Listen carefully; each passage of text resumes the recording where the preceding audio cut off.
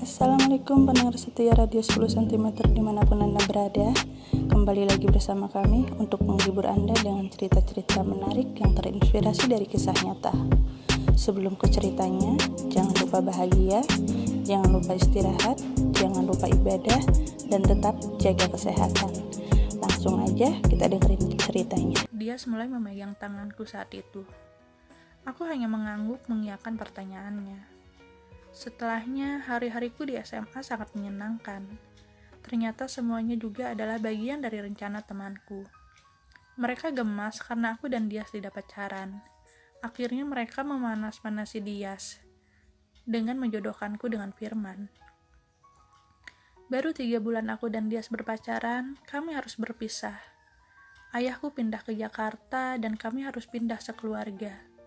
Saat itu, aku dan Dias berjanji untuk tetap bersama. Tetapi nyatanya tidak seindah yang dibayangkan. Saat pindah ke Jakarta, ternyata menjadi awal yang buruk untuk kehidupanku. Ayah berselingkuh dan memilih untuk meninggalkan ibuku. Mereka pun bercerai. Aku tinggal bersama ibu. Kami sangat terpukul saat itu. Ditambah, ku dengar Dias dijodohkan oleh Umi dengan anak Pak Kades saat itu. Berita itu ku percayai saja dengan mudahnya, karena saat itu aku memang sedang dalam kondisi yang labil. Sejak saat itu, aku dan Dias tidak pernah lagi berkomunikasi. Aku pun tidak pernah kembali ke kampungku, karena aku masih belum siap mengingat semua kenangan indah yang kutinggalkan di kampungku. Kamu ingat gak? Di sini pertama kalinya aku bilang suka sama kamu.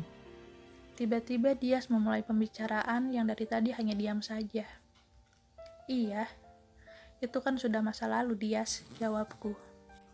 Memang masa lalu, tapi kenangannya terbawa hingga saat ini. Kata Dias. Dias, aku pamit dulu ya. Bukannya kamu juga harus ngajar, kataku seraya berdiri. Tunggu, Ranti. Kata Dias sambil memegang tanganku. Buru-buru ku tepis tangan Dias. Takut ada orang yang melihat. Aku tidak mau orang berpikir macam-macam, apalagi kalau istrinya Dias melihatku. Maaf, Kata Dias begitu tangannya ku tepis. aku hanya ingin bicara, Ranti.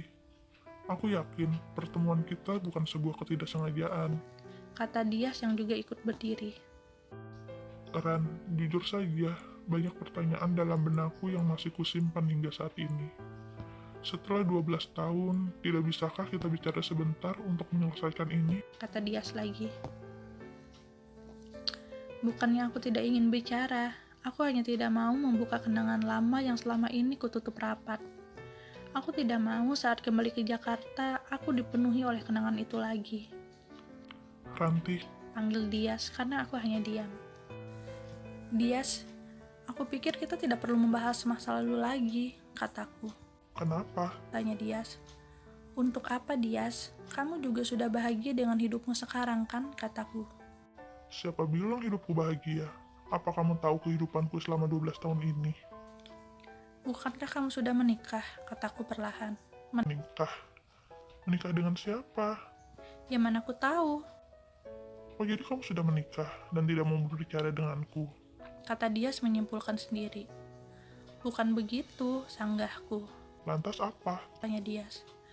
Kamu tahu saat aku di Jakarta dan kita memilih untuk putus, Bukan kita yang memilih putus, tapi itu pilihanmu. potong Dias. Dias, saat itu keadaanku buruk. Semenjak di Jakarta hidupku berubah. Pergi ke Jakarta seperti mimpi buruk bagiku. Aku kehilangan ayahku. Aku kehilangan kamu. Aku kehilangan Mira, Suci, Anes. Aku tidak punya siapa-siapa di sana. Aku dan ibu hanya bisa menguatkan satu sama lain. Iya, aku ngerti keadaanmu saat itu. Iya, kamu tahu kan, aku merasa dikhianati oleh ayahku sendiri. Kemudian saat itu hubungan kita juga tidak baik-baik saja. Dan ku dengar kamu pun dijodohkan. Aku tidak bisa berpikir lagi saat itu. Putus mungkin lebih baik untuk kita. Ranti, pertama aku tidak dijodohkan dengan siapapun. Ya memang saat itu Pak Kades memintaku melamar anaknya. Tapi ku tolak, dan tidak pernah ada yang namanya perjodohan. Kedua, Begitu kita putus, aku sempat ke Jakarta untuk mencarimu. Alamat yang kamu berikan ternyata alamat lama dan kamu sudah pindah. Aku juga frustasi saat itu, Ranti. Iya memang, setelah ayah dan ibu bercerai, kamu pindah rumah. Maaf, mungkin dulu aku memang tidak bisa berpikir dengan jernih, Dias. Ran, kamu tahu mengapa aku memilih menjadi guru di SMA ini? Karena aku benar-benar tidak bisa melupakanmu. Aku ingin hidup dengan kenangan itu selama sisa umurku. Makanya aku bekerja di sekolah ini. Kata dia sambil menatapku lekat. Aku menundukkan kepalaku karena aku tidak bisa menahan air mataku. Alasanku kembali ke kampung adalah karena aku memang ingin mengingat kenangan-kenangan indah bersama Dias, bersama keluarga, dan bersama teman-temanku. Ranti, aku percaya suatu saat kita akan dipertemukan kembali. Untuk itu aku masih menunggu kamu. Kata dia sambil memelukku. Memang kamu belum menikah? Tanyaku polos. Dias mengangkat wajahku agar aku menatapnya. Kemudian dia hanya menggeleng. Aku akan menikah sama kamu kalau kamu mau. Katanya. Aku hanya bisa memeluk Dias pada saat itu. Tidak pernah kusangka sebelumnya pertemuan dengan Dias akan terjadi kembali. Bahkan mungkin kali ini aku benar-benar bisa bersama dengannya dan memulai kehidupan yang baru dengannya, melupakan semua kesedihan yang kualami selama 12 tahun ini.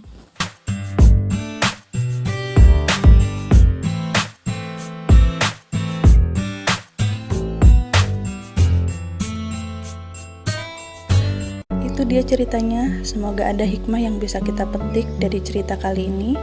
Sampai bertemu dengan cerita-cerita selanjutnya.